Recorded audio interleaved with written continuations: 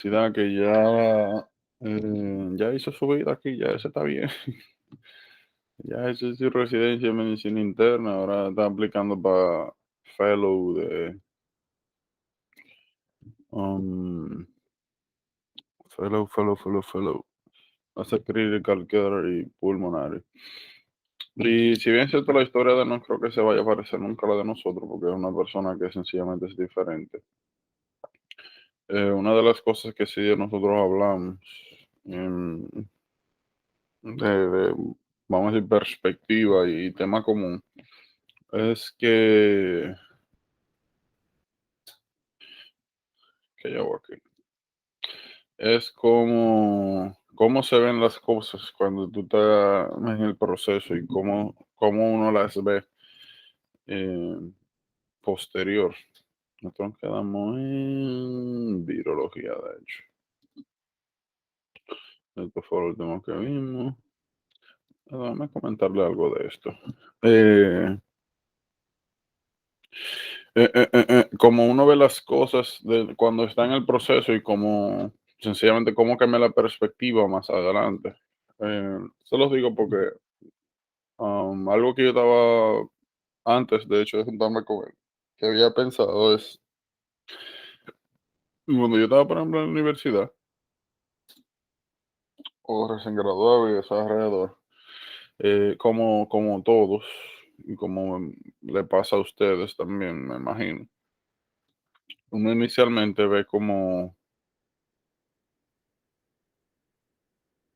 dice de que, oh, steps, y ve los steps como una vaina, como que, ay, como unreachable, lejos, como difícil, como que, qué sé yo, como todo. Y realmente lo primero es que es una parte minúscula del proceso.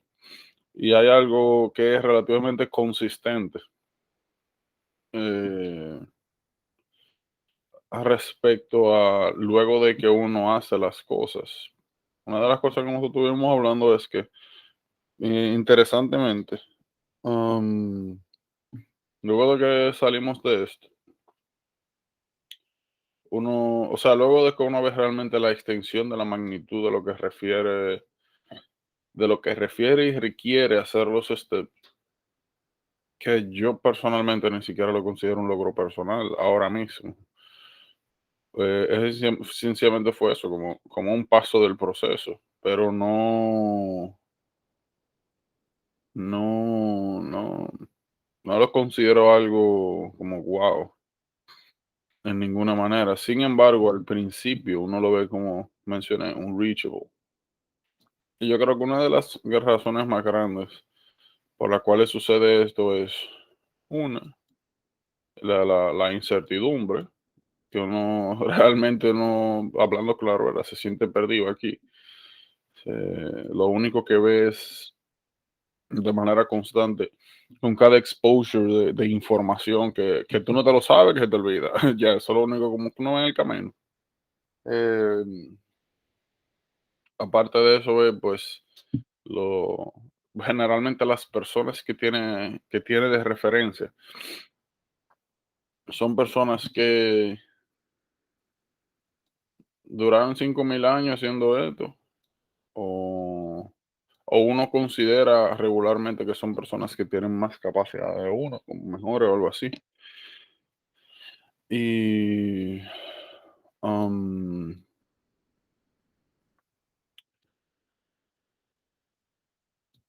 y hay un detalle en todo eso que yo creo que se resume más a la falta de comprensión en dos cosas. Entre lo incierto, yo eso lo entiendo perfectamente porque tuve que caminar y peor que ustedes, porque yo no tenía nadie que me dijera, mire, estoy así, esto no es así, esto es así. O sea, tenían conocidos que habían hecho el proceso, o estaban ahí o eso, pero cuando tú te sientas y con alguien te dice, no, mira, como estudié así, o mira, como que estoy así, realmente no es algo que te llene del todo. Y no es algo que ayude mucho tampoco, porque al final tú estudias y se basa en eso. No tener a alguien arriba de mí todos los días, algo así. Lo segundo es que la cantidad de información que uno ve aquí es relativamente overwhelming, o sea, mucha información y, y de manera natural, pues para tú poder graspearla, para tú poder integrarla a tu conocimiento, pues es un proceso.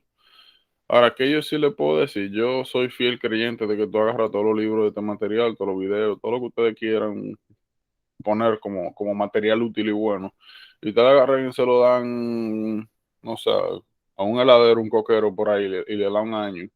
Y si esa persona lee el material todos los días, al final sabe más que usted que yo. Porque es un asunto de que realmente tú tienes que tener una base para entender muchas de las cosas. Pero al fin y al cabo no hay que sobrecomplicar el proceso. Sencillamente tú tener la dedicación, tener lo que serían las mejores estrategias para abordar la información que está y ya, aprender. No es más difícil que eso. Nuevamente no estoy como quitándole mérito al proceso, porque sí literalmente es un proceso. Pero cuando tú te vas al core de lo que se trata esto, es de saber muchas cosas. Y para saber muchas cosas, lo único que tú necesitas es tiempo, ¿verdad? O sea, tiempo y estudio. Y ya, más nada. Ya tú seas inteligente, sea bruto, sea normal, sea lo que sea, como en cualquier espectro que tú lo vayas a poner. Lo único que significa cada una de esas diferencias intelectuales es la cantidad de tiempo que tú le tienes que dedicar para llegar a ciertos milestones. Si eres inteligente, no tienes que hacer mucho. O sea, tienes un IQ alto, no tienes que hacer mucho eh, para graspear la información, pero igual, no es tampoco que magia. Tú sabes que aparece el conocimiento y ya no, tú tienes que estudiar, tienes que tener una estructura y arreglar cosas y demás. Y ya si eres normal, pues te toma cierta cantidad de tiempo normal. Y ya si te dejaron caer cuando chiquito o algo así, pues es la misma vaina, lo único que te toma más tiempo. No, y eso normal, normal, o sea, normal. Entonces, no minimizando la envergadura que tiene pues este proceso de steps, para nada, porque el que está sabe, pero em, traten dentro de lo posible, de evitar verlo como primero, que es el proceso, y no hay más cosas, que de hecho son más importantes. Eh, no me malentiendan, esto es importante, y sé que es difícil, que es fuerte, comparado con la cosa que uno está acostumbrado a hacer, que es un sacrificio, lo hemos hablado ya varias veces, pero que no dentro de lo posible, que traten de no sobrecomplicar el proceso. Es mucha información, es tedioso, toma tiempo, toma esfuerzo, pero no es más que eso. Cuando yo comencé a estudiar, o sea, ya que mi fase dedicada que era para cogerlo, estudiar y cogerse a leer esto, pues esa misma persona me dijo a mí, y creo que es lo que se lo he transmitido a ustedes, como que lo más difícil del examen era sentarse a cogerlo. Y yo en el momento no entendí, o mejor dicho, pude haber entendido la frase, pero no la extrapolé a mí, porque es una persona que lamentablemente eh, se vería difícil como expresarles o explicarle bien pues esas circunstancias. No creo que pueda, pero es una persona que sencillamente es diferente a nosotros. Diferente de que sencillamente está a otro nivel intelectual, uno lo quiera aceptar o no. Eh, y y muchas veces yo no tomaba o no pensaba que algunas de las opiniones de esa persona como que se ajustaran a mi realidad. Posteriormente entendí que independientemente, como mencioné, sea tu capacidad, el proceso realmente es el mismo. Lo único que es o más largo, más tedioso, dependiendo pues de tus cualidades innatas. Pero al fin y al cabo es lo mismo. Y la razón principal de esto es porque, sobre todo al principio, cuando uno comienza a ver el nuevo enfoque del material, cuando uno se sienta, dura un buen tiempo revisando algo y 2 o 3 días después se te olvida.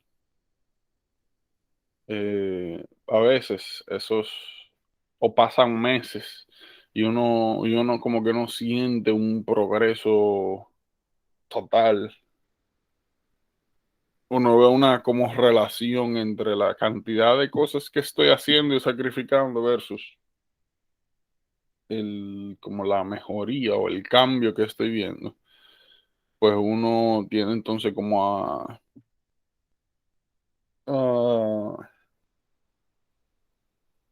pues eso, a contribuir más a esa idea de lo unreachable, entre comillas, lo lejos que está todo esto. Y, y la razón por la cual me pongo a hablarles de esto ahora es porque, miren, nosotros, digo, este fue junio 21. Para que ustedes tengan una idea, nosotros comenzamos junio 21.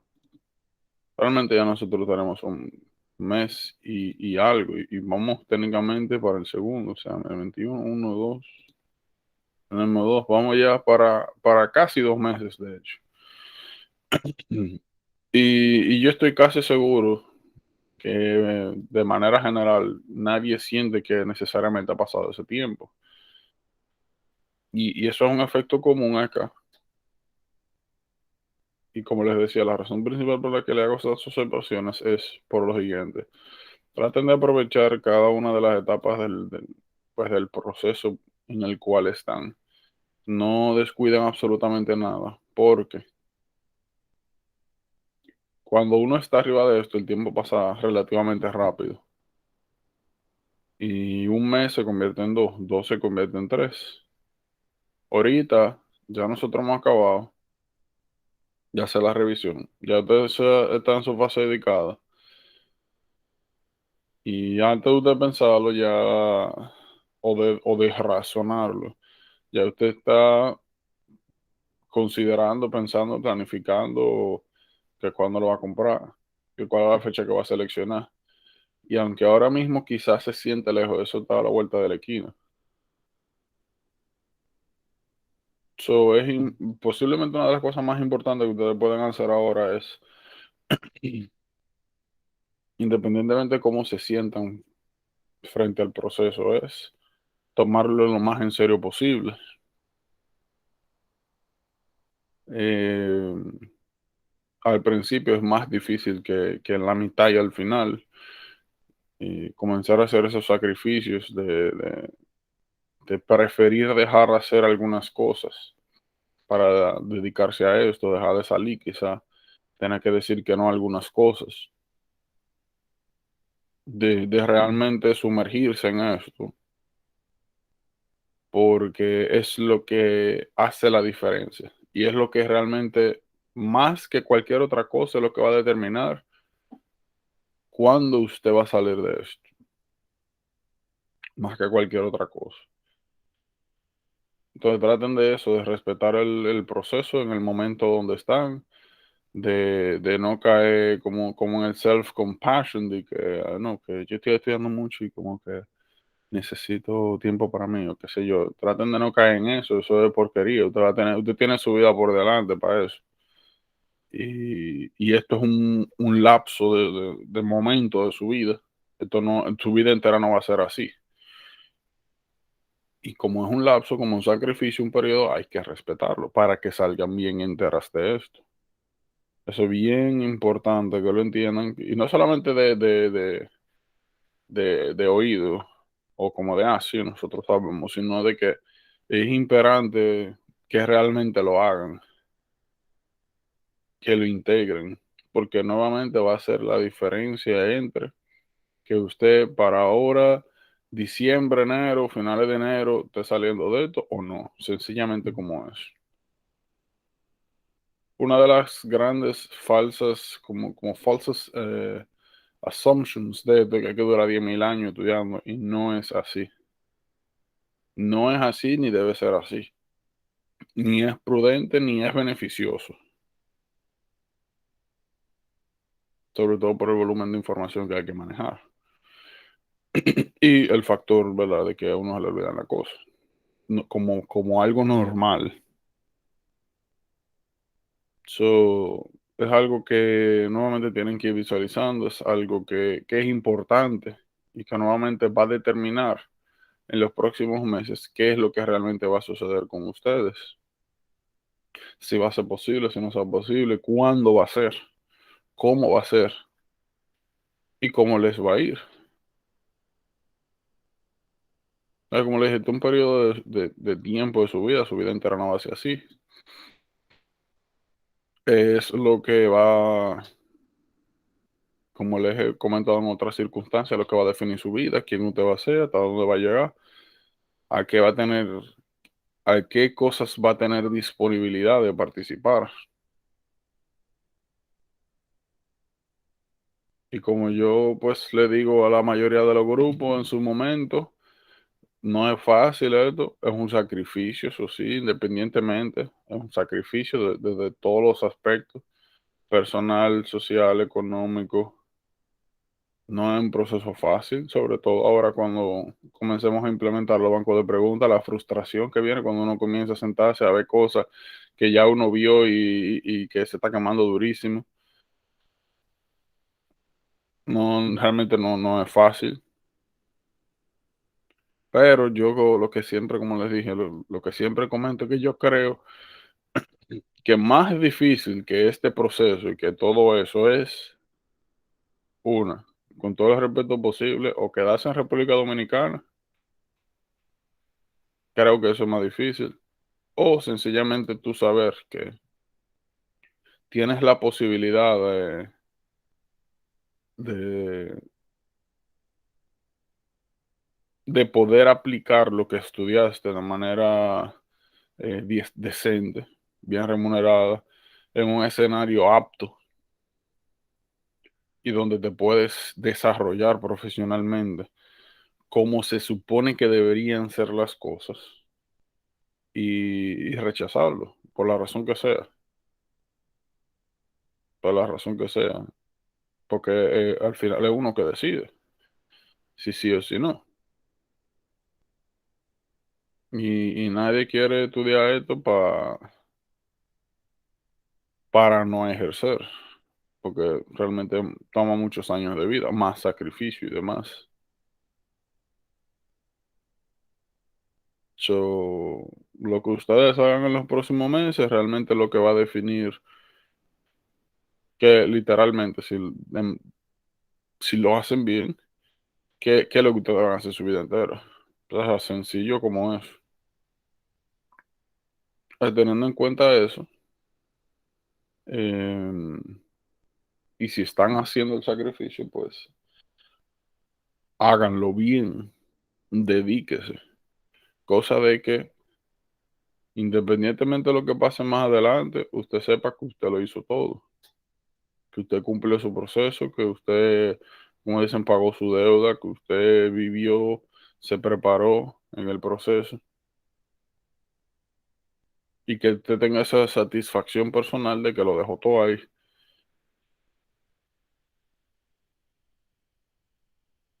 sencillamente eso, independientemente del outcome.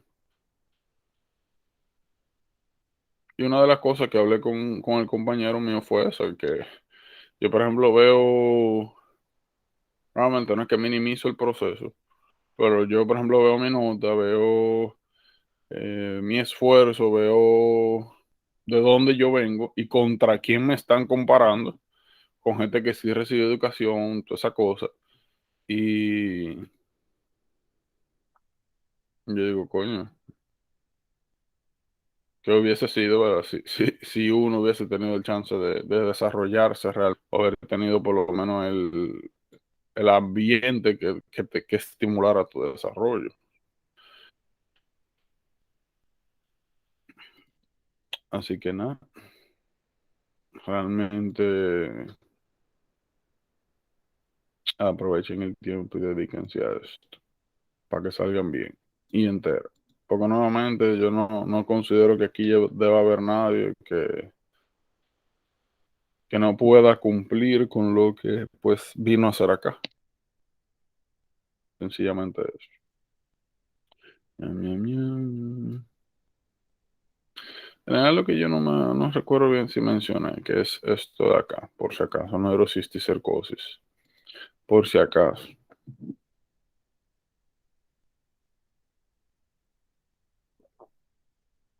Cada vez que usted ve a una persona relativamente joven, que no tiene ninguna patología de base, que sea de orígenes sobre todo asiáticos, como siempre, cuando me refiero a orígenes asiáticos, no es que tiene una familia aquí, que es la quinta generación de asiáticos viviendo en territorio americano. No estamos hablando de personas que o están de visita o recientemente vinieron de allá, o se mudaron o lo que sea, pero que llegaron, no que estaban aquí. Y nuevamente una persona pues de orígenes asiático que normal, saludable, que debuta de un momento a otro con seizures sin causa aparente, siempre y cuando no hayan tóxicos, drogas ni ninguna cosa rara de por medio, considere neurocisticercosis. Respecto, ¿verdad? O sea, enfocando a preguntas. Em, Pero de vez en cuando ustedes van a encontrar este tipo de em, presentación de información donde ustedes van a tener esto, las asociaciones. Las asociaciones son bien importantes porque en muchos escenarios de los que pues van a ver, sobre todo cuando comiencen a hacer preguntas de manera ya un poquito más dedicada, es que en muchas circunstancias la respuesta te la da no necesariamente el cuadro patológico, sino o los hints asociativos que salen, que están inmersos en la pregunta, o factores de riesgo,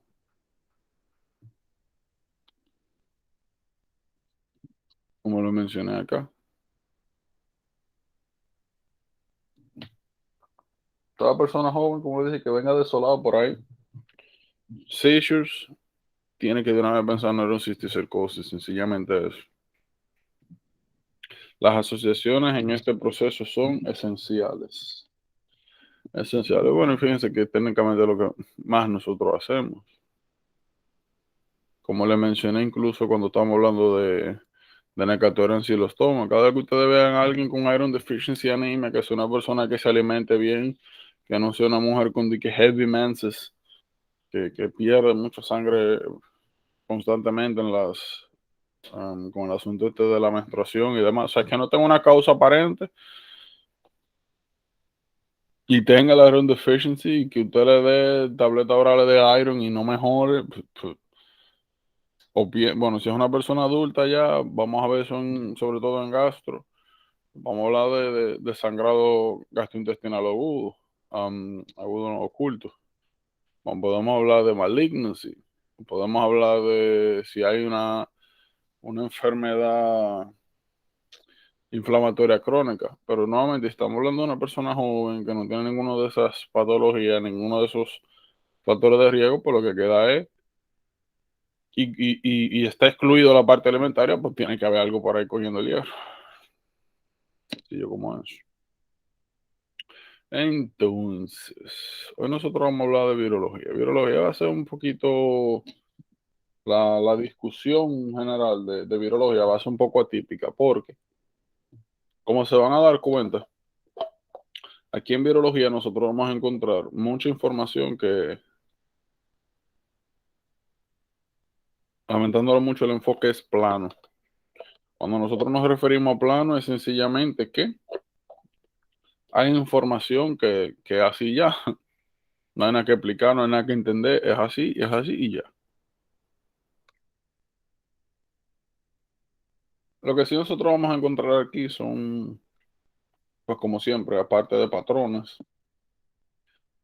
van a haber algunos versos importantes, cómo diagnosticar una sobre otra, cómo no confundir algunas de las patologías virales, cuáles son las consideraciones o para identificar o a la patología cuando está o alguna de sus complicaciones. Me imagino que al momento habrán eh, visto, entendido que gran parte de la información que está acá en microbiología general es como media botellística. Y sí, es así, tiene mucha aplicación, probablemente sea parte importante, no sé, quizá no la mitad, pero 30 a 40% de la medicina, porque al final eso es lo más que uno ve, eso, o virus, bacterias u hongos. Pero miren,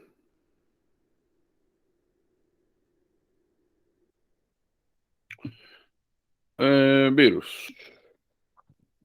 Lo importante, lo inicial es tener una idea de cuáles son los diferentes tipos de morfologías estructurales que pueden tener los virus, para sencillamente cuando mencionemos algunas de estas estructuras tener una idea de qué es lo que nos están hablando.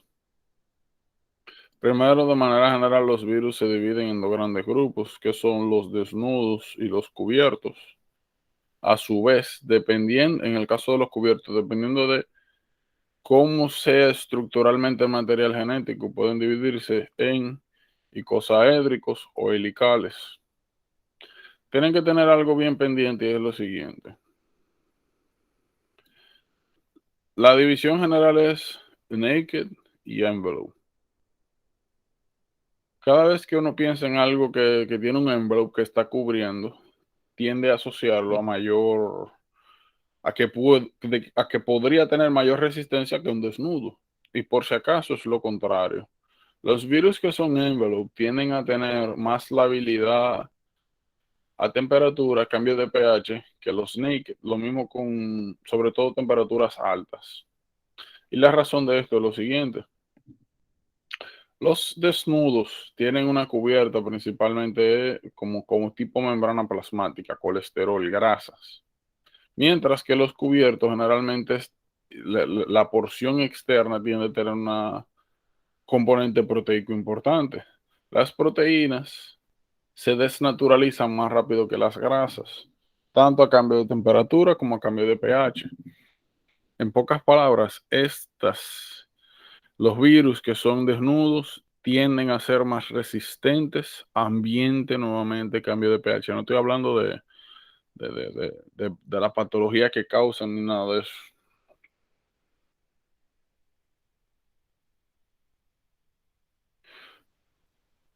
No tiene que ver con transmisibilidad, no tiene que ver, bueno, indirectamente podría tener que ver con transmisibilidad, pero no tiene que ver con la patología per se, sencillamente de las capacidades propias de supervivencia fuera de un host que tiene cada tipo de virus. Por último, que de eso precisamente que vamos a hablar en un momentito, están los bacteriófagos. Los bacteriófagos son un grupo de virus que tienen la capacidad de infectar bacterias. Sencillamente eso. Miren, ñam, ñam. De hecho, bacteriófago lo vimos fue cuando hablamos de los diferentes tipos de modificación génica bacteriana y genética bacteriana. Miren, vamos a usar estos dos. Miren, vamos a ponerlo aquí. El primer proceso que nosotros vamos a ver es recombination. Recombination. El nombre es bien explicativo del proceso. Ustedes tienen dos virus. Vamos a suponer que estos dos virus infectan a una misma célula Y pues, como resultado de los dos virus infectando a una misma célula, puede salir una especie de virus mixto. Fíjense en dos cosas. El material genético nos sirve a nosotros para poder identificar qué tipo de proteínas estructurales en membrana vamos a encontrar. Verde, azul, azul, azul, verde, verde. Recombination. Un chin de aquí, un poco de material genético de aquí, al final tú tienes un virus mixto. ¿Qué es lo importante de esto? Miren, estos punticos que están acá, estas proteínas de surface proteins, regularmente están relacionadas, una, con el attachment, dos, con el fusion. Cuando avancemos un poquito más en virus, vamos a ver que todos los virus tienden a tener proteínas externas que le permiten servir como receptores o ligandos para poder infectar a una célula. Por ejemplo, vamos a ver un poquito más adelante IBV. IBV aquí en la parte externa van a tener unas proteínas que se pegan, que se unen a los CD21. Vamos a ver que los CD21 se encuentran de manera prominente en los linfocitos B. Y vamos a ver que este virus infecta primordialmente a estas células, mononucleosis infecciosa. Desde la manera en la cual el EBV Epstein-Barr virus infecta a los linfocitos B es porque en la membrana tiene una serie de proteínas que permite el attachment. Es lo que le da selectividad de qué tipo de célula tú vas a infectar. En pocas palabras. Hay algunas otras proteínas que lo que median es la fusión. Una cosa es tú pegarte de una célula para poder infectarla, otra cosa es tú fusionar tu membrana con la de esa célula en particular para poder ingresar adentro.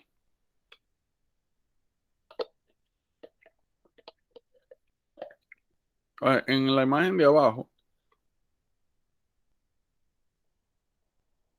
nosotros lo que vemos aquí es reabsorbent. Reabsorbent te da el mismo resultado, pero por un proceso diferente.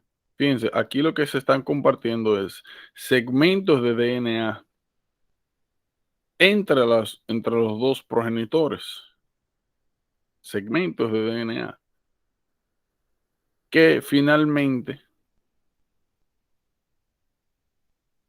están representados en una sola hebra. Ahora, nosotros tenemos unas clases de virus que se llaman segmentados, donde su material genético, como ven acá, no es una sola hebra de material genético, sino que son varias. ¿Qué sucede? Si tú tienes que estos dos virus infectan a esta misma célula, puede suceder que la información genética se mezcle y que un virión, vamos a decir, hijo de la progenie, tenga un segmento de uno y un segmento de otro. Nuevamente, al fin y al cabo, el producto es igual, pero el proceso es distinto. Aquí es integración de un segmento de DNA con otro segmento de DNA. Aquí es que virus segmentados permiten que se formen progenies donde hay un segmento de un virus, un segmento de otro. Eso es bien importante. ¿Por qué es importante? Miren, un poquito más adelante nosotros vamos a hablar de lo que es genetic shift, genetic drift. que son los que nos permiten a nosotros explicar algunos fenómenos pandémicos. Y eso es lo que nos permite a nosotros explicar por qué. Vamos a poner un ejemplo. Aquí todo el mundo conoce H1N1. Poquito, cuando hablemos de influenza, vamos a ver qué es lo que significa eso: neuraminidasa, hemaglutinina, la llamada gripe aviar. Inicialmente la gripe aviar era, bueno, es un virus.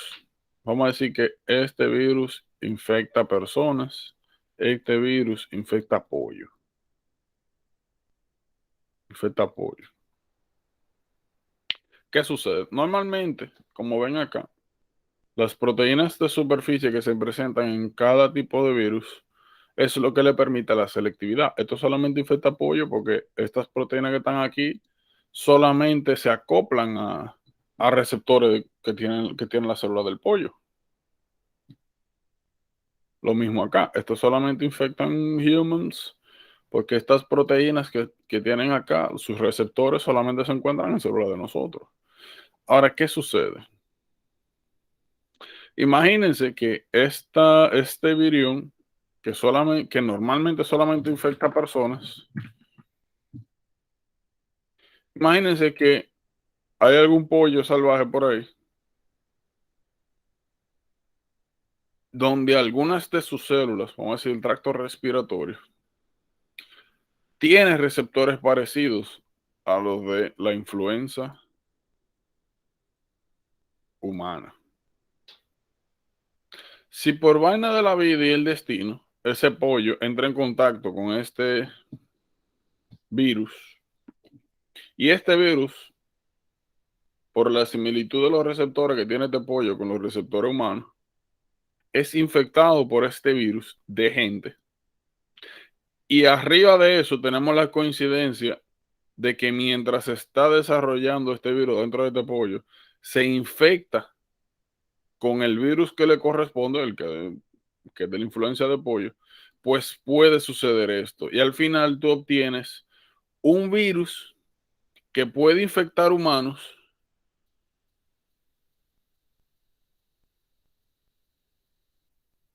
pero que contiene la información genética de un virus que normalmente no podría causar infección. Entonces, si los segmentos del material genético del virus, bueno, de la influencia del pollo, son más deleterios para nosotros o tienen efectos más negativos que el virus que normalmente nos infecta a nosotros, pues aquí el producto que nosotros tenemos es un virus que puede infectar tanto a humanos y pollos y causar pues una enfermedad peor. Eso es lo que pasa con la gripe porcina, con la aviar, y es la explicación de cómo se generan. Regularmente donde se generan este tipo um, donde suele suceder esto es en granjas. Imagínense, usted tiene ahí 500 millones de pollo, 500 millones de puercos juntos con el asunto este del swine flu, y uno de los workers puede estar enfermo y pasar el virus a uno de los pollos o a uno de los cerdos. Y si alguno de esos cerdos, entonces en ese mismo lapso de tiempo se infecta con su virus natural, pues puede salir este señor de acá nuevo y el cerdo o el pollo puede retransmitir ese virus a esa persona o a cualquier otra, y ya de ahí se desencadena el problema. Nuevamente hay consideraciones detrás de este proceso, pero esa es la idea general. Y sí, o sea, es como que, wow, hay que tener mucha mala suerte, pero bueno, pasa. En cuanto una vez poco pasa, todos los pollos y todos los pollos, o sea, con todas las granjas que hay en el mundo y el contacto constante que hay de las dos partes. Entonces, ¿entienden más o menos qué es lo que pasa aquí, qué es lo que pasa acá, las diferencias y la importancia? ¿Tienen alguna duda?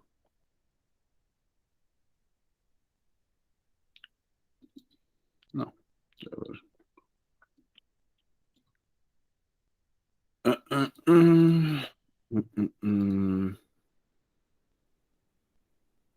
Ven acá.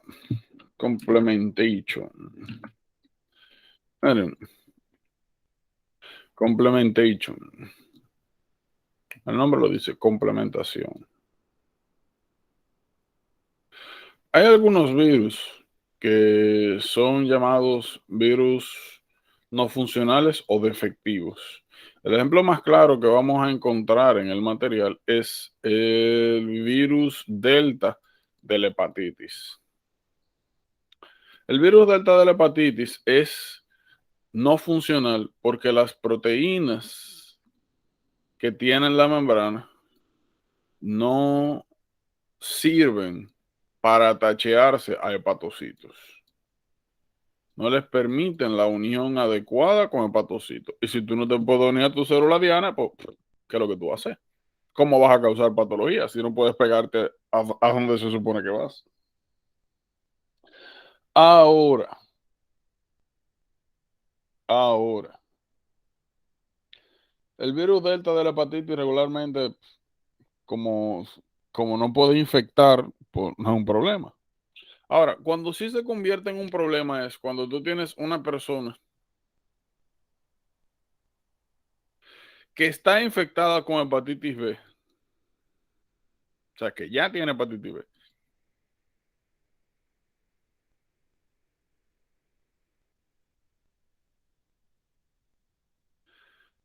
Cuando están disponibles estos receptores que sí son funcionales y que se unen a hepatocitos, el virus delta de la hepatitis sí puede infectar hepatocitos.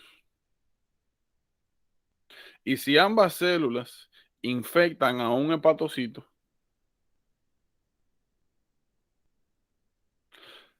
se puede obtener progenie de dos tipos, que tenga este material genético y estas proteínas de superficie, que es lo que vemos aquí, o lo inverso. Se puede tener este material genético y estas proteínas de superficie. Pero lo más importante es cuando ocurre lo primero, que tenemos el material genético del virus delta y la superficie de la hepatitis B. ¿Por qué es importante eso? Porque ahora este material genético viral que anteriormente no podía infectar, ahora sí, ya puede infectar, porque tiene las proteínas funcionales para infectar.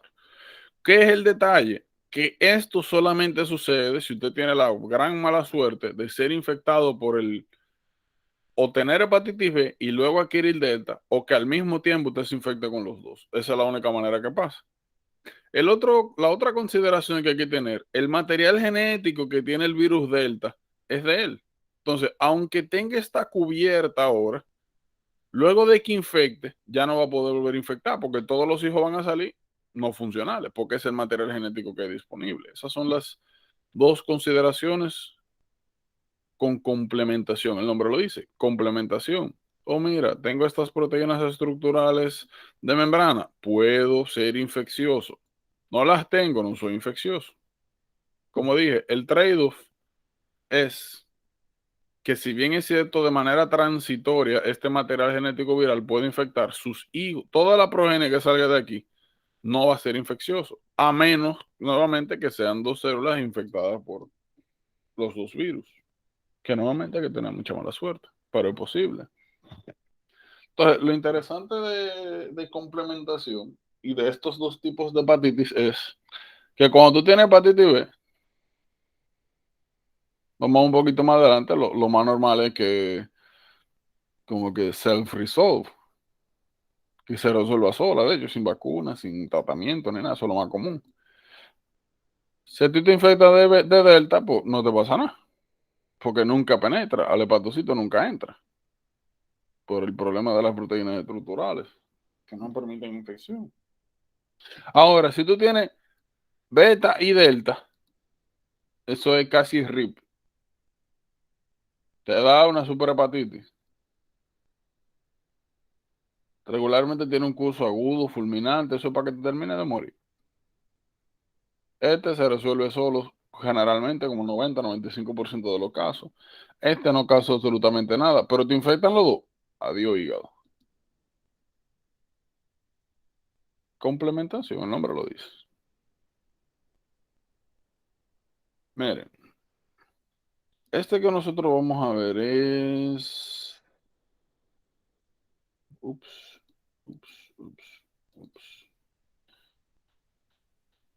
Mixing fenotípico. Mixing fenotípico. El mixing fenotípico se da. Bueno, ustedes recuerdan fenotipo, recuerdan genotipo. Genotipo es la información genética, fenotipo es lo que se expresa, lo que se presenta. El phenotype mixing lo que nos permite a nosotros es explicar otro fenómeno. Por ejemplo, vamos a decir que el virus A tiene la capacidad de infectar el tracto respiratorio y que el virus B tiene la capacidad de infectar el tracto gastrointestinal.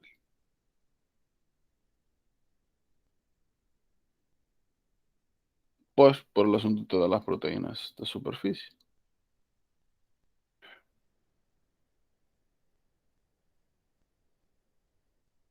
Vamos a suponer que pasa lo siguiente. Vamos a suponer que el virus B muta y que ahora, aparte de poder infectar el tracto gastrointestinal, adquiere la capacidad de infectar también células del tracto respiratorio.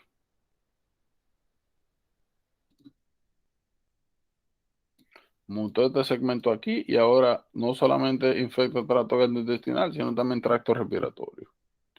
Cuando esta célula, cuando este virus, perdón, infecta células del tracto respiratorio, si en ese lapso de tiempo esta célula también es infectada por el virus A, nosotros podemos obtener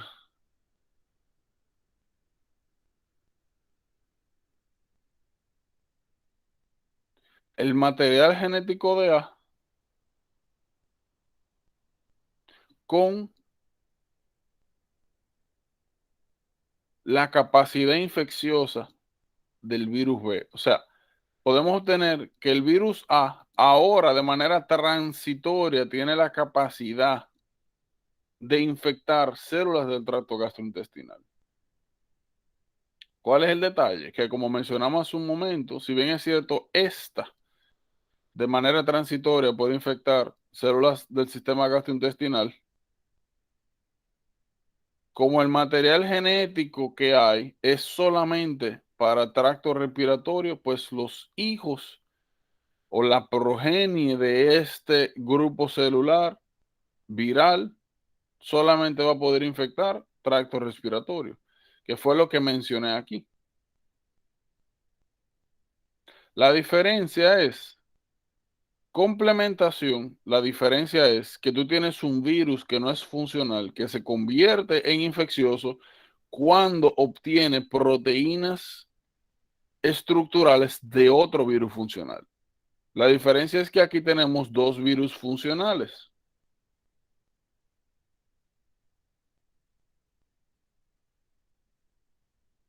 O sea, son procesos diferentes con outcome parecidos, pero los efectores de base son distintos, funcional no funcional. Aquí son dos virus funcionales. Bueno, ¿tienen alguna duda de acá? No se me confunden con complementation y phenotype mix. O sea que el Progeny 1 es transitorio, ¿cierto? En pocas palabras. Ah, ok. De manera transitoria puede infectar el nuevo tejido, en este caso tracto gastrointestinal, pero todo de ahí en adelante lo que vuelve es a infectar lo que le corresponde. Sencillo como es.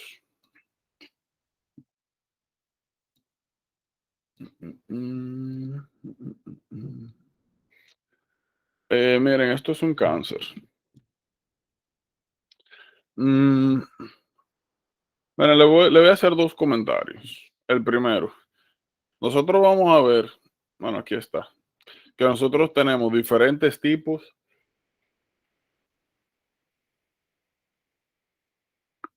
de consideraciones estructurales en cuanto a cómo pueden estar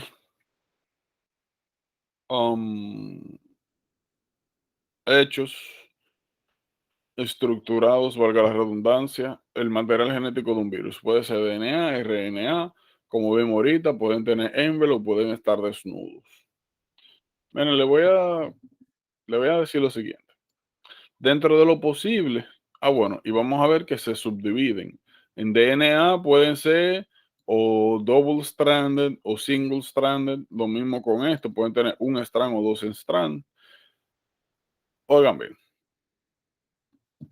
a medida que ustedes se vayan adentrando al tema, van a ver, y sobre todo los bancos de preguntas, que de vez en cuando sale una pregunta pendeja donde a ti te ponen un virus, vamos a poner hepatitis, y lo que te preguntan es como, ¿cuál es, qué tipo de virus es? Single strand, double strand, desnudo, tiene cápside, no tiene. Si ustedes me preguntan a mí, no se rompan el coco con eso. No vale la pena. Es mucha información, lamentablemente súper extremadamente botellística. Y de todas las cosas que le pueden preguntar de esto, sería como mucha mala suerte que le pregunten algo de eso. Sí suelen haber preguntas así, pero nuevamente es tanta información y es tan tedioso que yo creo que si hay que hacerlo, si hay que aprenderse estas cualidades estructurales, sería más de manera selectiva de uno que otro virus. Por ejemplo, ¿dónde sí yo creo que es importante aprenderse las características estructurales? Eh, Parvovirus B19 es importante. Déjame ver. Y hepatitis, si acaso. Y me parece que el virus de la rabia también tiene sus consideraciones. Pero luego, yo personalmente no creo que sea algo que valga la pena.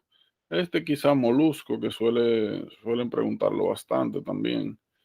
Pero esto yo no les recomiendo que ahora mismo ni como que no se vuelvan locas con eso. Nuevamente es raro que ustedes me escuchen diciendo algo como esto. Regularmente todo lo contrario, como miren, mátense, como resuelvan como ustedes puedan, pero sépanse.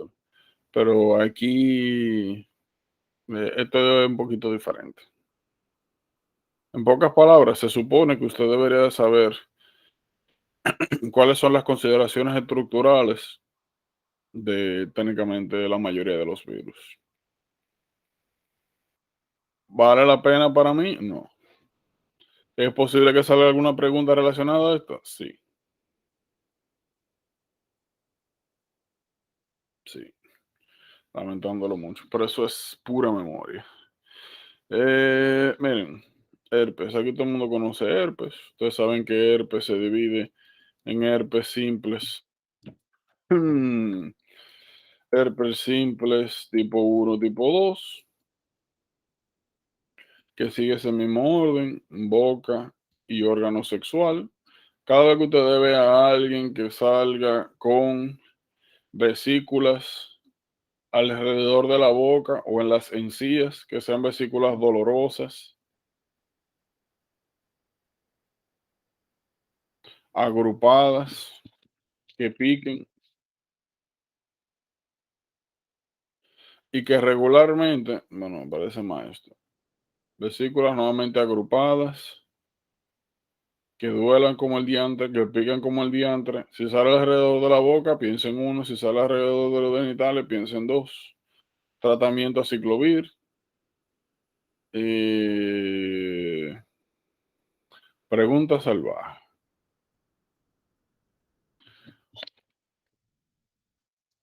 Que para que no digan que como la fe. 3. Tara, Emily. Emily, pregunta salvaje. Yo soy el 2. A mí te me sale como el 3 aquí. Mira, 1, 2 y 3. Ah, yo pensé que eran los números que tú habías dado. Está bien. Pero eso yo lo di, creo que fue al principio. Yo creo que nunca usamos eso, ¿verdad? O sí, yo creo que no. No, pero en el caso de ustedes no es tan importante los números, porque los números yo los uso, por ejemplo, tengo un grupo que son como 10 gente, y eso es un problema, por el asunto de los nombres, las voces, y cuando tú tienes una pregunta que a veces como que hablan toditos juntos. Entonces, pero aquí no creo que sea tan necesario. Realmente ya esto es para que no lo cojan personal, de que, oye, pero tú no me preguntas a mí, o algo así, pero no. Miren, tú recuerdas, bueno, parte importante de la infección de herpes es que ustedes saben, bueno, como estamos mencionando ahorita, vesículas agrupadas que duelen más que el diantre, súper sensibles, que pican, son vesículas sincrónicas. Sincrónicas significa que toditas salen relativamente juntas y posterior a eso, regularmente lo que hacen es que se encostran, que forman una costra.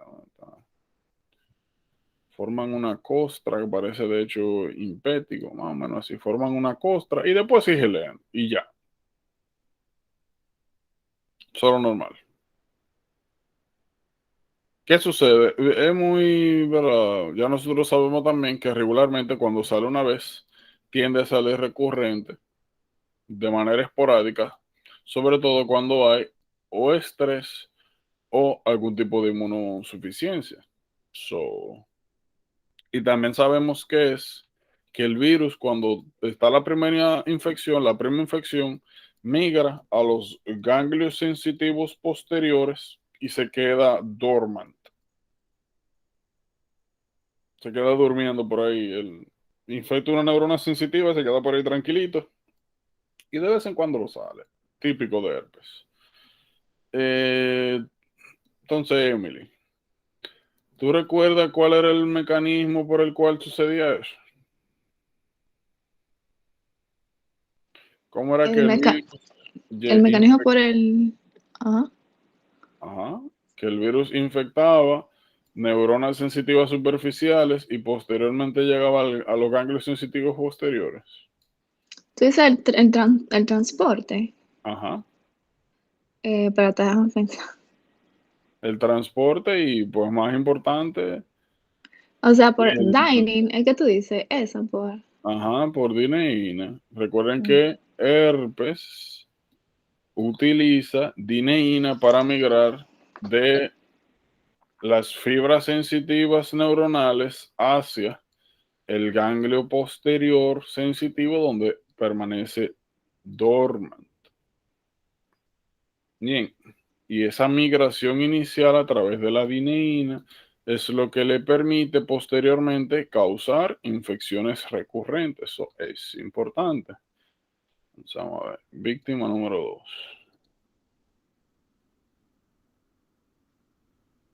Dos. Bueno, Lara.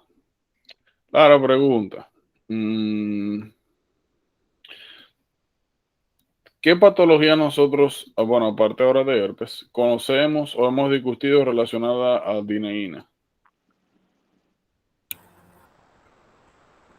Dineína. Ajá. ¿Qué patología hemos hablado, hemos visto relacionada a dineína? No recuerdo. Ok, pero ¿recuerdas qué hace la dineína? De manera fisiológica.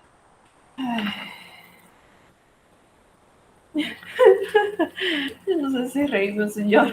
Yo no No, recuerdo. eso pasa. Recuerda que nosotros hablamos de dineína y hablamos de quinesina. Sí. Y tú recuerdas más o menos el tollo que yo dije que yo uso para aprenderme qué es lo que hace cada uno. Dame y Kamehameha para afuera. Dineína Ay, sí. permite que entre material desde la parte externa neuronal, vamos a decir aquí axón, hasta neurona. Kinesina, lo contrario. Entonces, cuando nosotros hablamos de dineína, sobre todo, mencionamos el tipo de transporte retrógrado y mencionamos una patología que es el síndrome de Cartagena. Bueno, ya quien queda es Yami. Yami, ¿tú recuerdas cuál era la tríada clásica de Cartagena? Déjame recordar, espérate.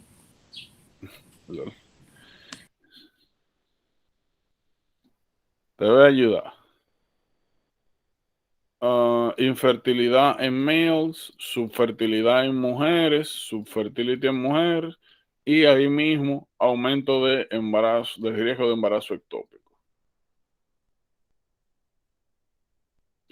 ¿En qué otras estructuras encontramos dineína?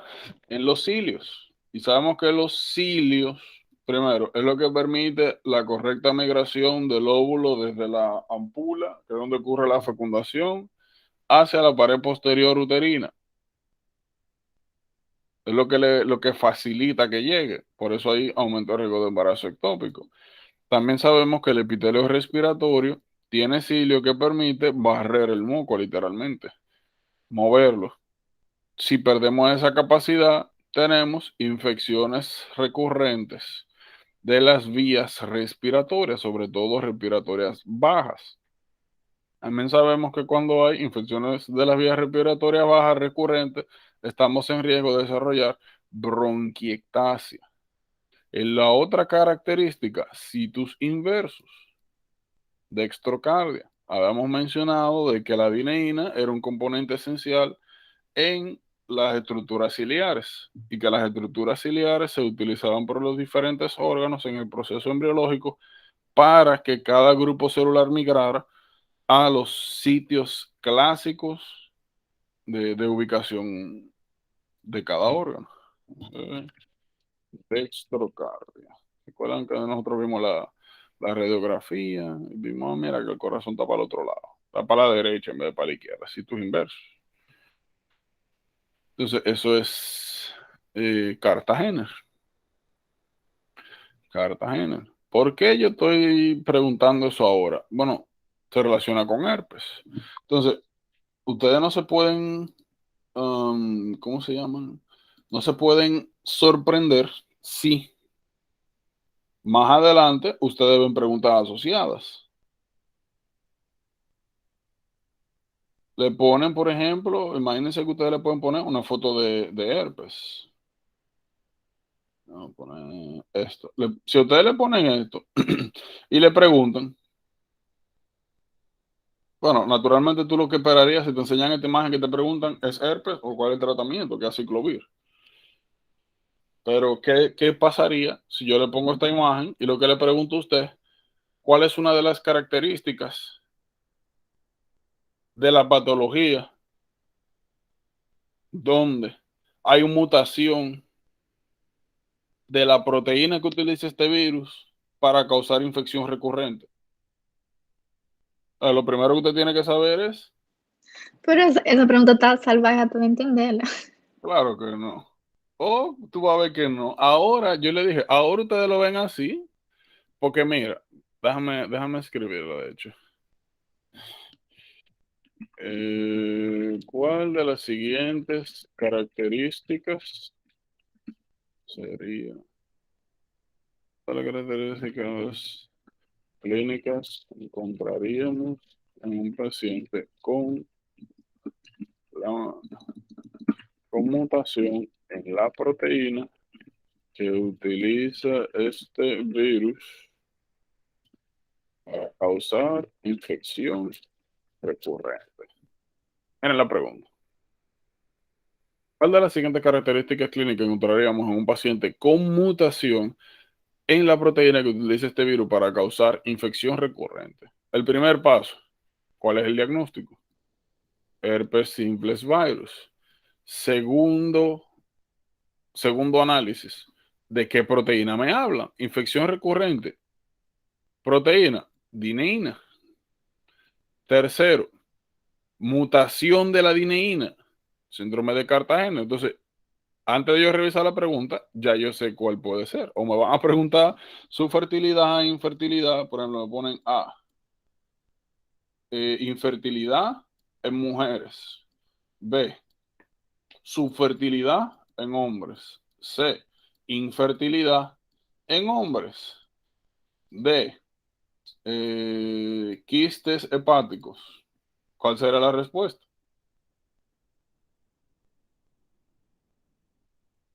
La C. Infertilidad en hombres, porque dijimos que infertilidad no es no en la mujer, es subfertilidad. En el hombre no da subfertilidad, es infertilidad. So,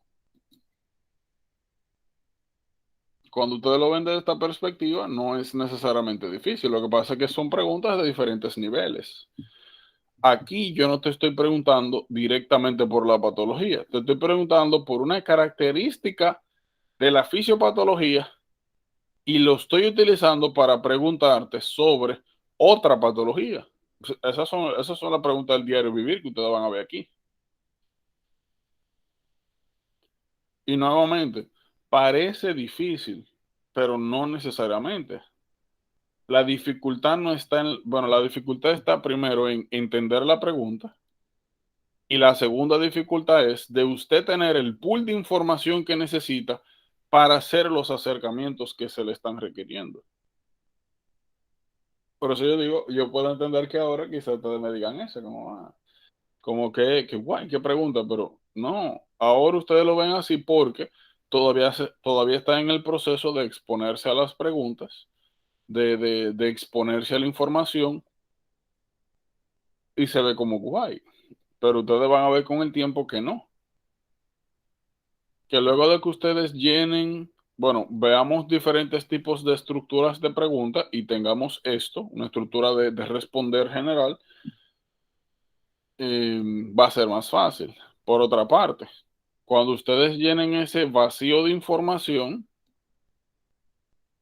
y tengan información disponible así en el coco, va a ser más sencillo. Porque aquí lo primero es, ¿cuál es el diagnóstico? Ah, mira, herpes. Segundo, ¿te acuerdas que es dineína? No, pues ya te jodiste. Si tú no te acuerdas cuál es la proteína o no entendiste la pregunta, o sea, te jodiste.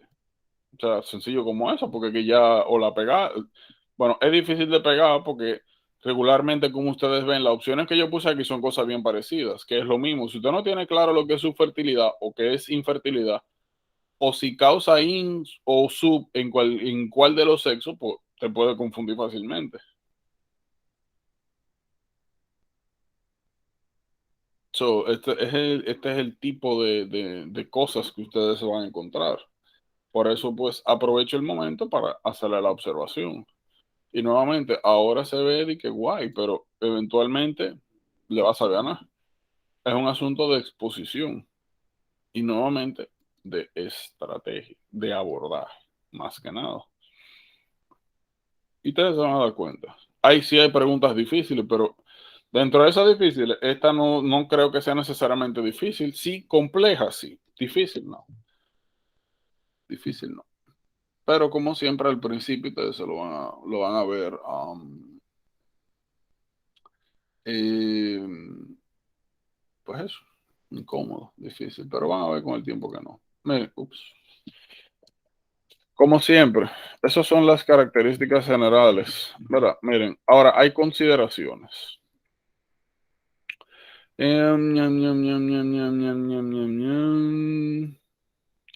Ah, aquí está la... Miren, esta imagen no me gusta. Eh, si bien es cierto la presentación más clásica es pues la que vimos, ay, Dios mío, ¿cómo es que se llama esta? Dendritic ulcer.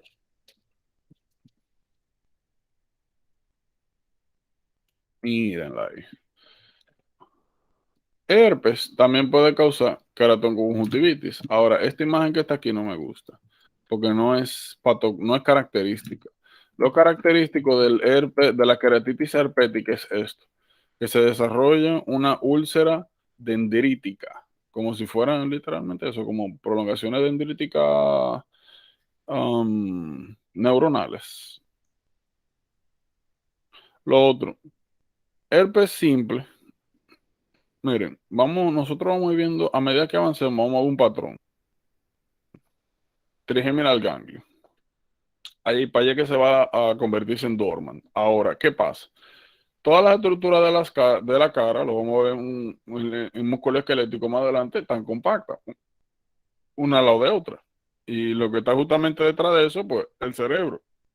Pues, la gran mayoría de las infecciones que pueden tener lugar en cara, sobre todo si son infecciones profundas, pues, eventualmente puede llevar a infección del sistema nervioso central. No es diferente con las infecciones virales. Ahora, ¿qué característica tiene la encefalitis por virus del herpes? Temporal hemorrhage, herpes encephalitis.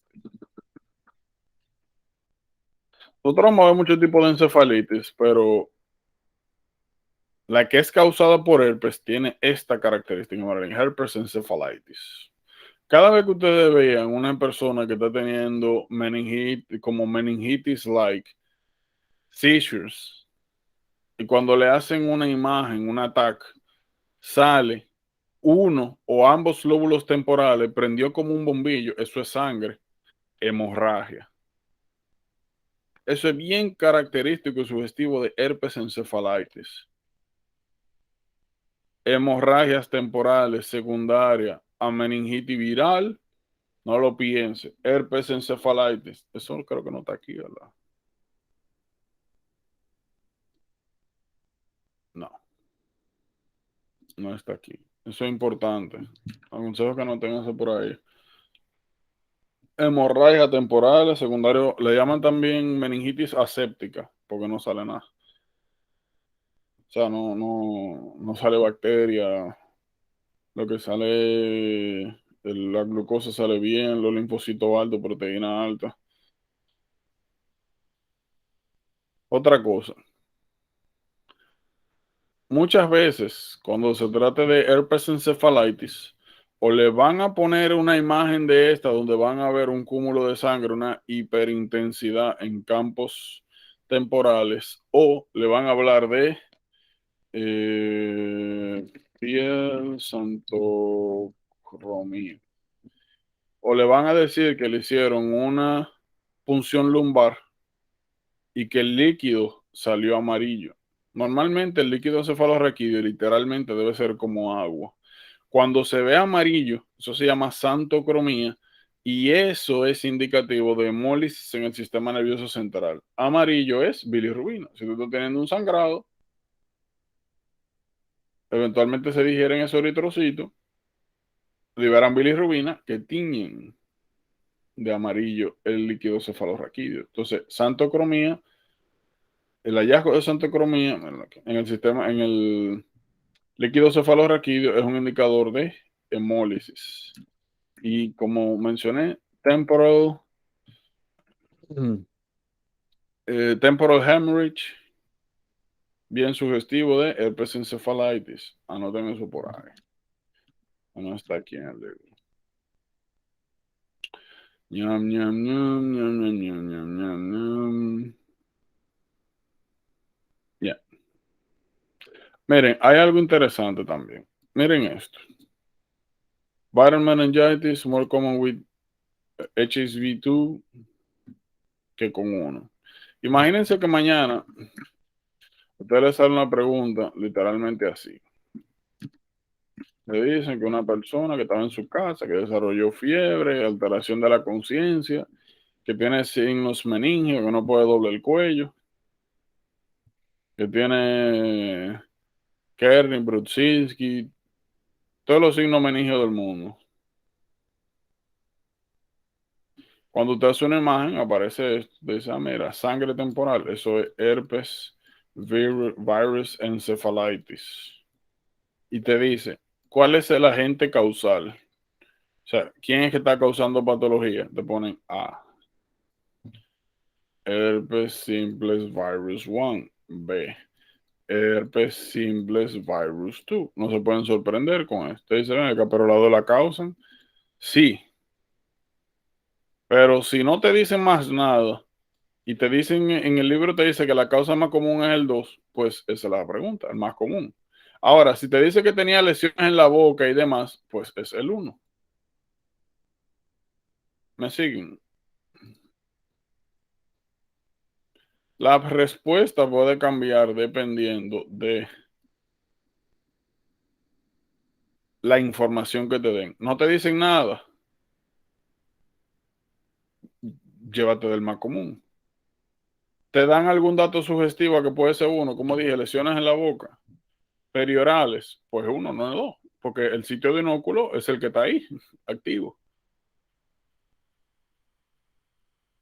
Por eso les estaba hablando ahorita de que al final es un asunto de asociación.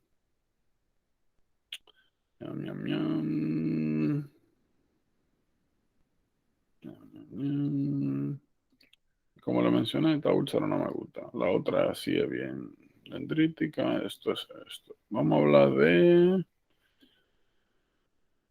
algunos diferenciales. Miren, lo otro.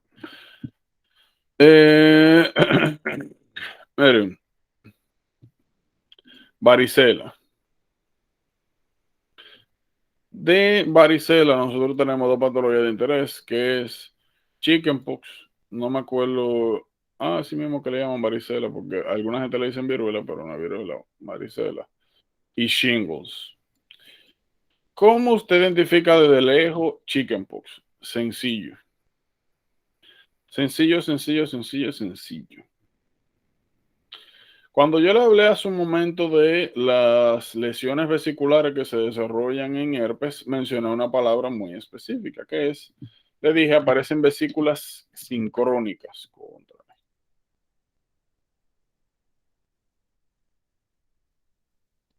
Aparecen vesículas sincrónicas. Sincrónicas significa que todas las vesículas aparecen al mismo tiempo y en el mismo stage. Cuando todas están así como, o sea, cuando hay una que aparece como vesícula, regularmente todas lo están. Y cuando se comienzan a ir las vesículas y a crustear, lo hacen todas juntas. En el caso de varicela, el rash, las lesiones que aparecen en piel son asincrónicas. Regularmente lo primero que suele salir es un rash. Luego de que sale el rash, se forman vesículas, luego pápulas, luego como que se infectan, o sea, tienen secreciones y luego se resuelven. Esa es la secuencia. Ahora, la característica principal es que es un rash asincrónico. Significa que tú vas a tener, miren aquí, esto es un rash asincrónico. Tú vas a tener áreas donde tú tienes rash, vas a tener áreas donde vas a tener vesículas, vas a tener áreas donde vas a tener crust. Todo pasa de manera simultánea. Los diferentes, las diferentes etapas pasan de manera sincrónica. No es como en herpes donde tú comienzas con una, después otra, después otra. Eso es varicela. Luego tenemos shingles.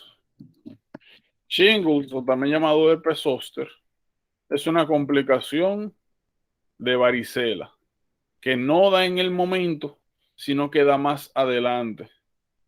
Sobre todo cuando hay periodos de inmunosupresión.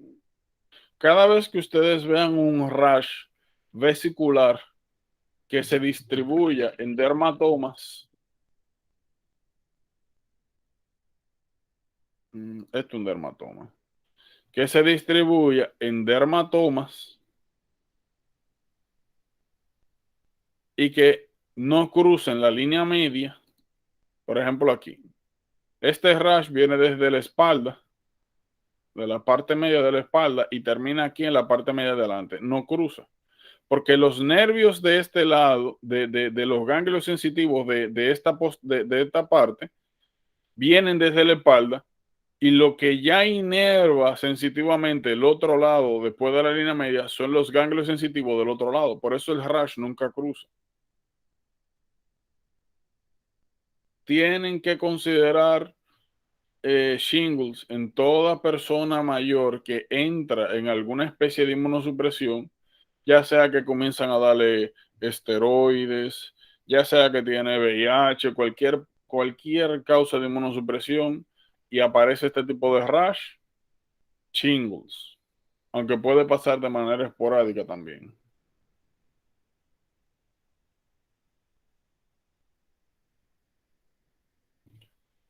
Bien importante. Tiene que tener cuidado con esto, porque muchas veces, miren por ejemplo eso, muchas veces las lesiones como que, qué sé yo, se ven hasta como que puede ser una especie de rash general o un raspado. Pero la característica principal de estas lesiones es que duelen como el diablo, queman, o sea, sienten una sensación de quemazón en el aire. Y nuevamente, diabéticos, inmunosuprimidos, personas que estén obteniendo algún tipo de tratamiento inmunosupresor que desarrollen este tipo de rash, shingles, sencillo como es. Sí, shingles.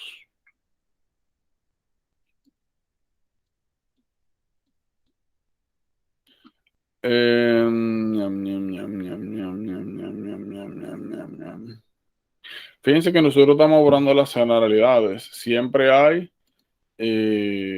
particularidades. Por ejemplo, herpes zóster oftálmicos. Cada vez que ustedes vean el mismo patrón, pero en la cara, miren, está afectado de la mitad para acá. Aquí aparece un signo que siempre se me olvida cómo es, que es creo que el Huntington sign o Hutchinson sign.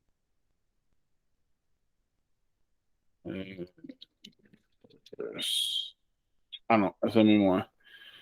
El Huntington sign. Miren, cada vez que ustedes vean una persona que tenga lesiones en como las porciones en el cuadrante superior de un solo lado de la cara y aparte de eso desarrolle una lesión vesicular en la punta de la nariz, eso le llaman signo de Huntington y es bien sugestivo de herpes oftálmicos, bien característico.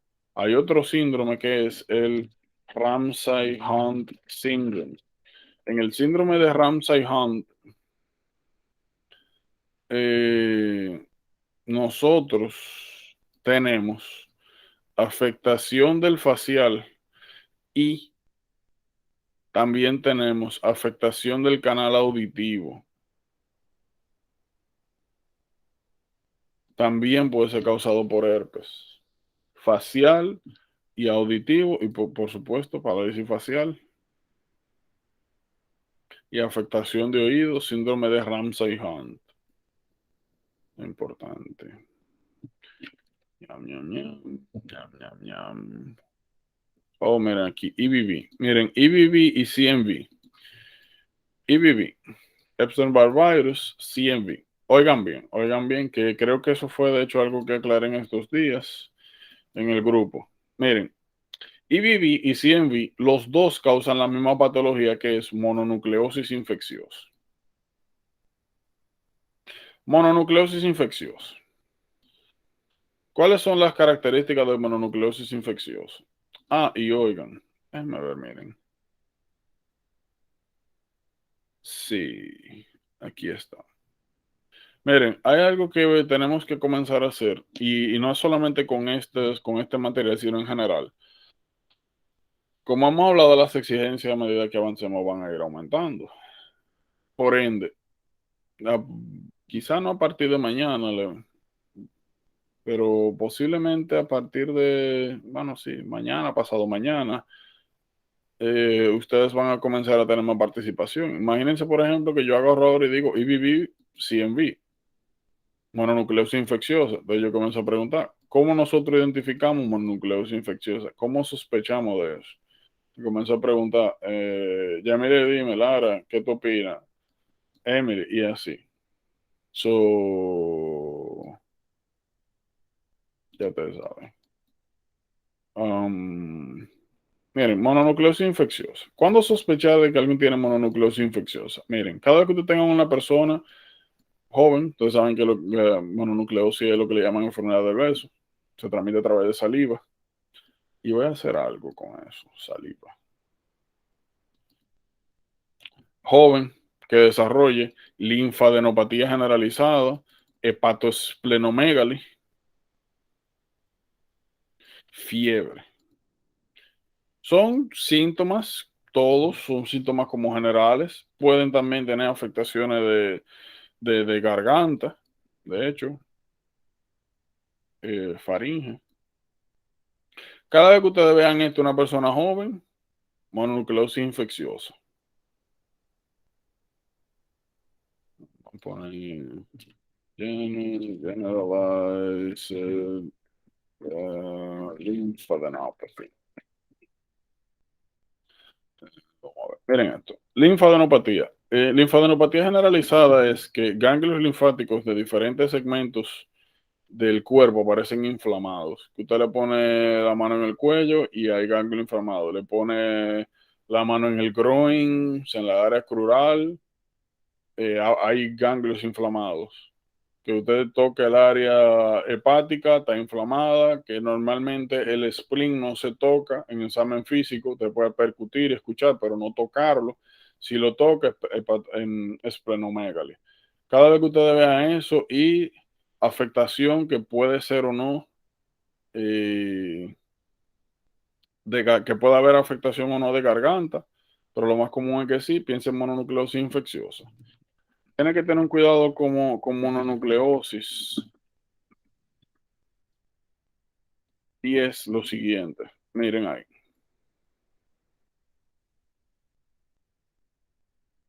Miren cómo se ve la faringitis mononucleosis. ¡Tarán! Se ve como una faringoamigdalitis estreptocócica.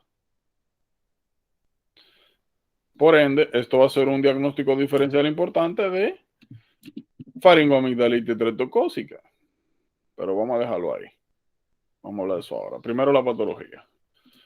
Cada vez que usted vea eso, tiene que pensar mononucleosis infecciosa. Aparte de eso, hay hallazgos en faringe, hay hallazgos de laboratorio. Los hallazgos de laboratorio se dividen en dos grupos. Esta mononucleosis lymphocyte B. En el blood smear aparecen esto, que son los atypical lymphocytes.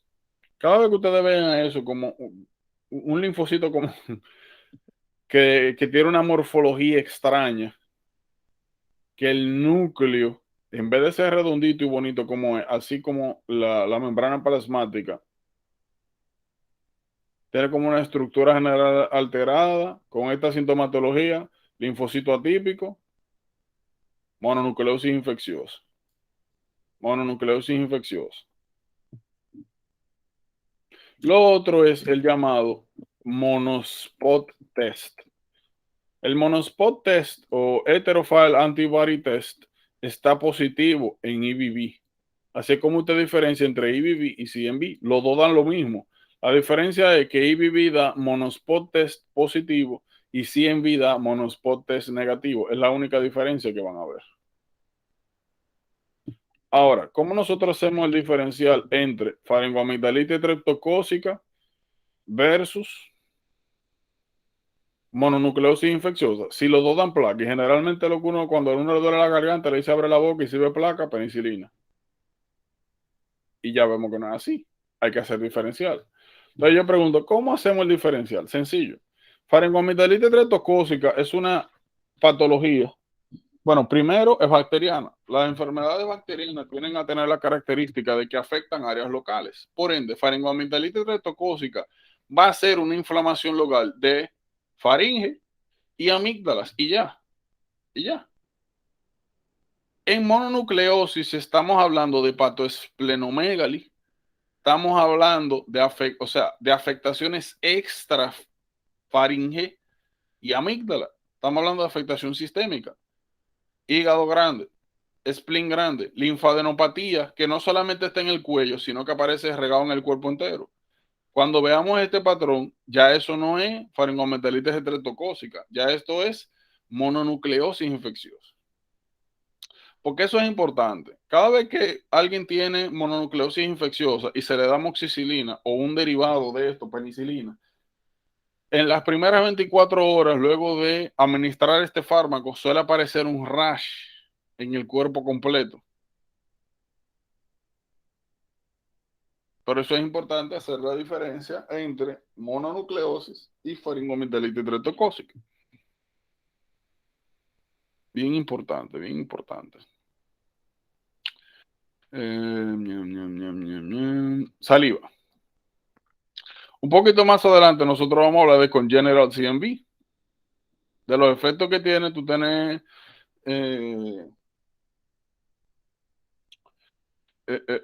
CMV en gestación. Y una pregunta clásica que hacen es como, ¿cómo la mamá pudo haber evitado esto para el niño? Evitar el contacto con saliva. Lo mismo acá. Te aparecen estos síntomas. Aparece esto. ¿Cómo evitarlo? ¿O cómo se transmitió? Contacto por saliva. Sencillo como eso. Lo otro, hay una recomendación general. Los pacientes que desarrollan mononucleosis infecciosa, sobre todo si son atletas o realizan algún tipo de deporte de contacto, deben evitar de 8 a 12 semanas después de la infección hacer estos deportes porque hay un riesgo de spleen rupture. El spleen se inflama tanto que puede despegarse si hay algún tipo de trauma. Bien importante eso. Denme un momentito.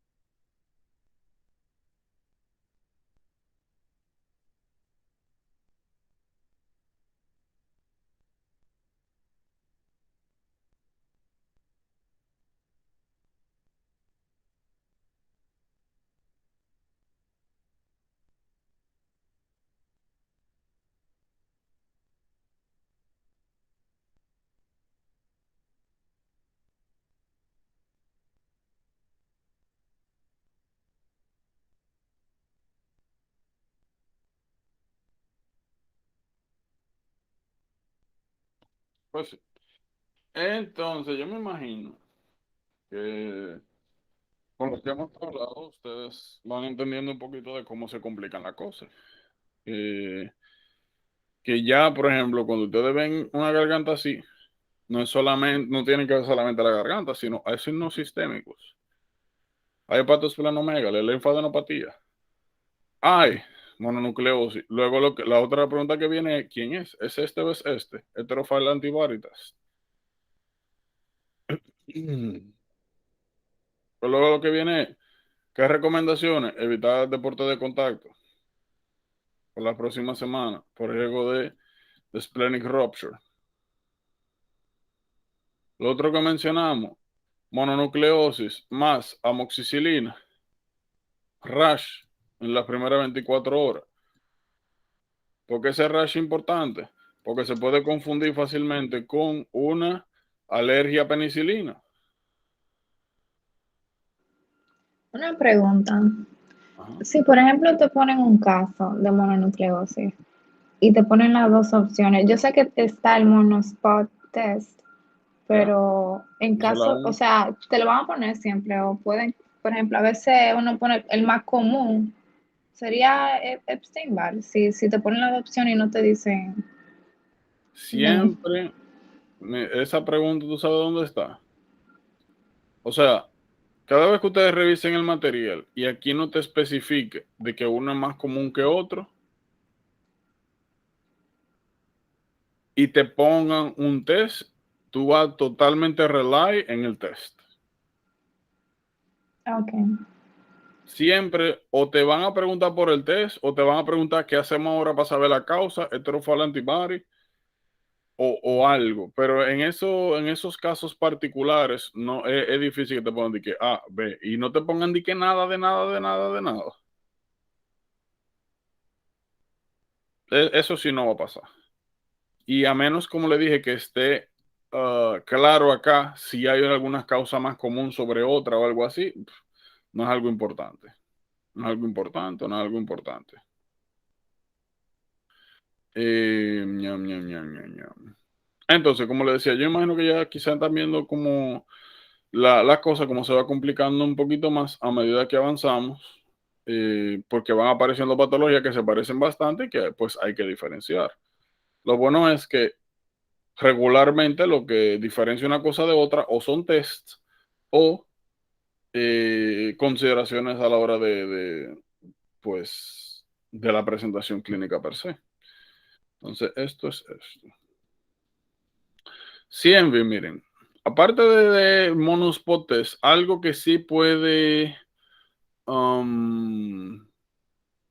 que sí pueden presentarles es esto.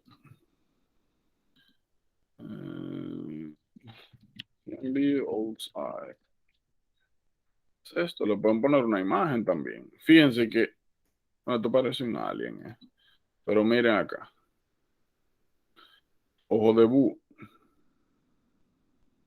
O le pueden poner el atypical lymphocyte B que vimos ahorita, o le pueden poner los linfocitos en ojo de búho. Ya ustedes saben que ven ojo de búho, pues se ve mejor. No tanto. Mira, este se ve mejor. Ojo de búho, CMV. Siempre le van a poner algo, olvídense. O con lo que sí tienen que tener cuidado es que a veces hay algunos hallazgos. Mira qué raro se ve eso. Parece un pulpo. Es un alien. Con lo que sí tienen que tener cuidado es que a veces las descripciones histológicas no le ponen un slide, sino que se le escriben. Le dicen, no, que hicieron un smear y encontraron linfocito atípico o encontraron el Old's Eye Appearance o encontraron que la relación nuclear citoplasmática estaba alterada, Old's Eye, cosas así. O proyecciones como vimos ahorita, o proyecciones citoplasmáticas y anomalías estructurales general. Mira, eso es linfocite B atípicos. So, eso. Ahora mismo no nos vuelve loco con eso porque vamos a tener un tiempo, pero más adelante nosotros cuando entremos sobre todo a hemato-onco vamos a ver que algunas de estas enfermedades virales predisponen a algunos malignancies. Nuevamente, como en hemato-onco que vamos a hablar de eso para no sobrecomplicarnos, pero sí, eso es importante. Las asociaciones. Miren, algo importante que van a ver es, sobre todo cuando entremos a AIDS, son algunas enfermedades que afectan de manera particular a los pacientes con AIDS. Una de estas son las esofagitis. La esofagitis en un paciente con VIH pueden ser clásicamente de dos tipos. Puede ser o por cándida o puede ser por CMV. Por cándida tiene la característica de que regularmente cuando tú tienes afectación de esófago, tienes afectación de boca. Otra cosa es que CMV puede causar úlceras, sobre todo en AIDS patients. Y esas úlceras tienen unas características. A ver si aparece. Miren aquí. Úlceras. A ver. Esófagos, herpes, ulcer, AIDS.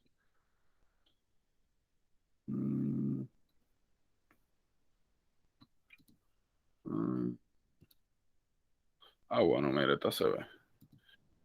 Miren, las úlceras en esófago, sobre todo, en el caso de CMV, en cualquier parte del tracto gastrointestinal, pero este bien importante con AIDS, es que pueden aparecer úlceras esofágicas. Las úlceras esofágicas, como mencioné, pueden estar causadas por cándida, por CMV o por herpes. Cándida, regularmente hay también candidiasis oral y es la causa más común.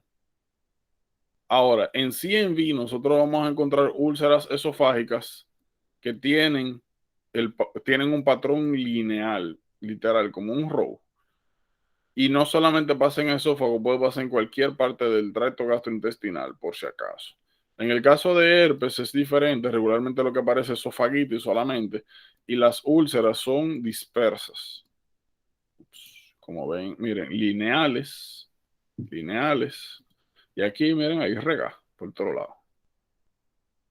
Eso es bien, bien importante.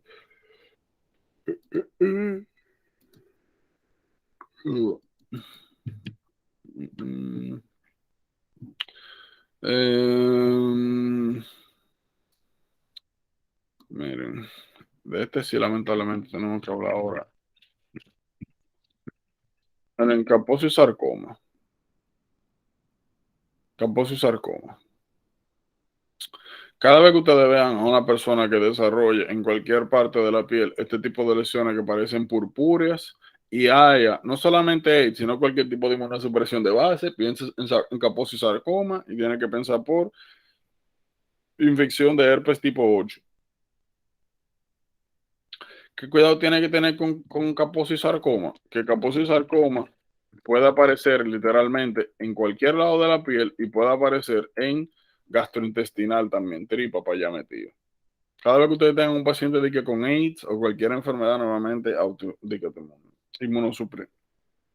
Donde hay inmunosupresión y se desarrolla sangrado gastrointestinal. Y cuando hace la endoscopía, lo que encuentran son este tipo de lesiones. Ya usted sabe que herpes tipo 8, Kaposi sarcoma. Eso es bien, bien, bien, bien, bien, bien importante. Miren, roceola. Nosotros un poquito más adelante vamos a ver varicela, measles, ahora roceola, mumps, que son las llamadas, bueno, B19 también, que son las llamadas enfermedades exantemáticas de los niños. Miren, roceola, vamos a agarrar este.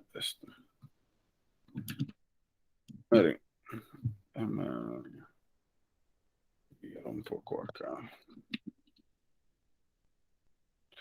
El roceola tiene, es lo que le llaman exantema súbito. Y le llaman exantema súbito porque regularmente la característica principal que tiene esta enfermedad exantemática es lo siguiente.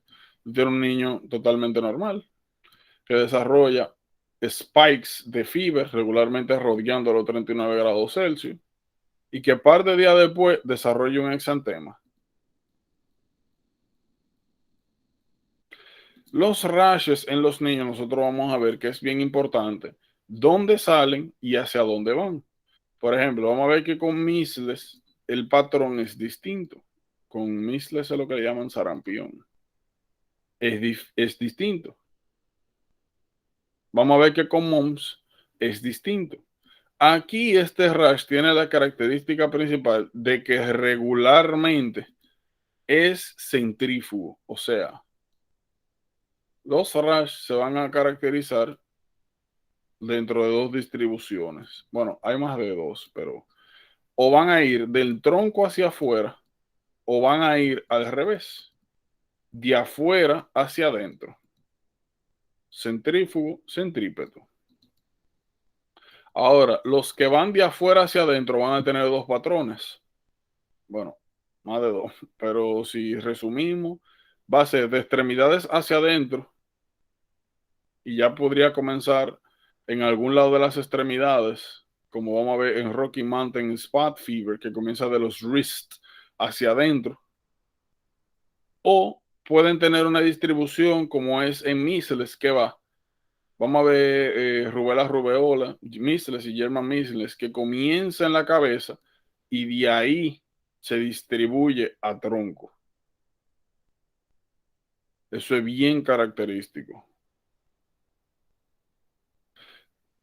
Un poquito más adelante, sobre todo en neuro, nosotros vamos a hablar de que los niños cuando tienen cualquier tipo de patología donde desarrollen fiebre alta de manera súbita, sobre todo si está rodeando los 39, 40 grados, pueden desarrollar algo llamado febrile seizures, lo que le llaman convulsiones febriles, bien común. Bien común. Entonces usted ve un niño que tiene una fiebre salvaje, un par de días después le sale un rash que va desde tronco hacia afuera y posteriormente la mamá está que controlando la fiebre con cualquier cosa de eso, ibuprofeno, acetaminofén, y posteriormente tiene de que convulsiona, exantema, súbitum, o comúnmente llamado como roceola. Bien importante. ¿Qué tienen que saber? Que regularmente es herpes tipo 6, tipo 7, siendo el tipo 6 más común, siguiendo el patrón que habíamos mencionado anteriormente. Entonces, fíjense que lo más importante de aquí es tener, como siempre, estructura. ¿Qué tipo de virus? Si diferentes tipos de virus pueden causar la misma patología, cómo diferenciar esa patología de otras, como mencioné, las asociaciones, si hay alguna consideración, ya sea diagnóstica, los hallazgos. Los hallazgos, como vimos, se dividen en pruebas de laboratorio directamente, como el heterofile antibody test, en blood smear,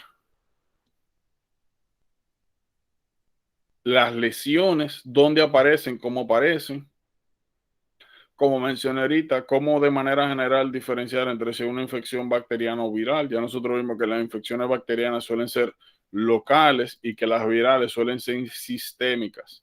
Cada vez que ustedes vean cualquier patología infecciosa donde haya linfadenopatía generalizada, hepatosplenomegaly, porque por ejemplo, si usted tiene faringoamigdalitis streptocócica, lo normal es que usted tenga los ganglios alrededor de donde está el sitio de infección inflamado. Ahora, si usted ve que aparte de aquí, usted tiene de que un ganglio en un pie, o de hepatosplenomegaly en los brazos, como diseminado, regado, más fiebre prominente, fatiga, malestar, mialgia, dolores musculares, o sea que que se ve como que lo que sea que esté causando problema está regado, piense en viral. Viral. Esos son los patrones que nosotros vamos a ir viendo. Pero se ve un poquito mejor este. Un poquito. Ah, miren lo que le dije. El spleen normalmente está escondido para atrás, aquí arriba. No se palpa. Hay maniobras para eso, pero normalmente no se puede palpar. Si se palpa, es splenomegaly. Ya que nosotros hablamos de algunos tipos de herpes, miren, cada vez que ustedes tengan herpes van a tener el llamado el Sangsmer. El Sangsmer, lo que ustedes van a encontrar es, miren acá,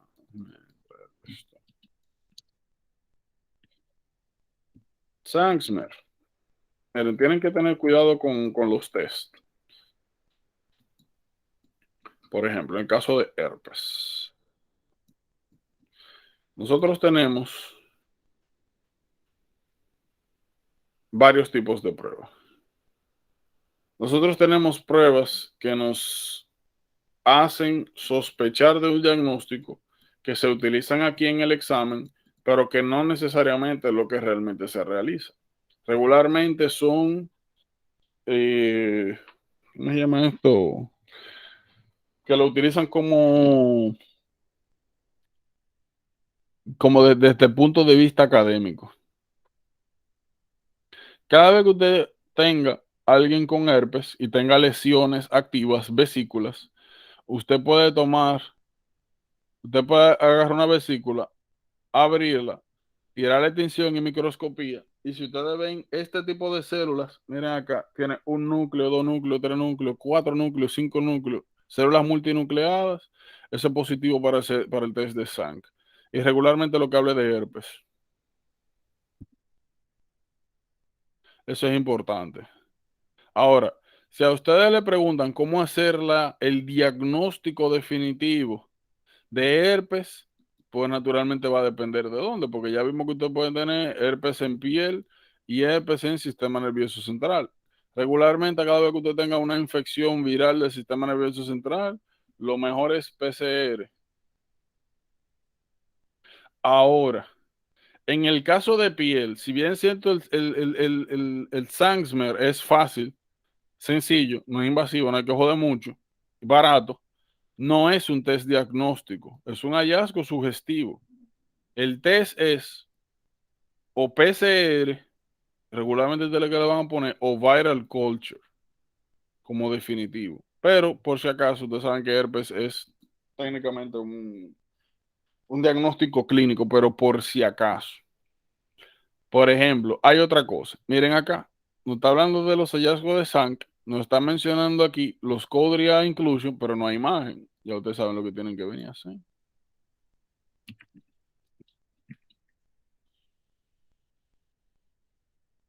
Ya usted sabe lo que tiene que venir a hacer. Miren cómo se diferencia. No me gusta cómo se ve. Mira aquí. Cuerpos de Cowdry. Nosotros vamos a ver, ¿verdad? Células. Vamos a ver citoplasma y núcleo. Como se van a ver los cuerpos de Cowdry es como un ring, un enhancing ring alrededor del núcleo eosinofílico. Como les he mencionado, cada vez que usted ve algún tipo de hallazgo, bueno, mira, aquí se ve también. Está bien. Cada vez que ustedes vean hallazgos que están descritos, que sean visuales y no hay alguna imagen, busquen. Y dentro de lo general también les recomiendo que busquen otras imágenes aparte de la que sea que usted tenga acá. Porque mira, aquí no se aprecia como le mencioné ahorita, lo característico de dendritic ulcer, que son bien patognomónicas. Entonces, ¿tienen alguna pregunta? No. Miren,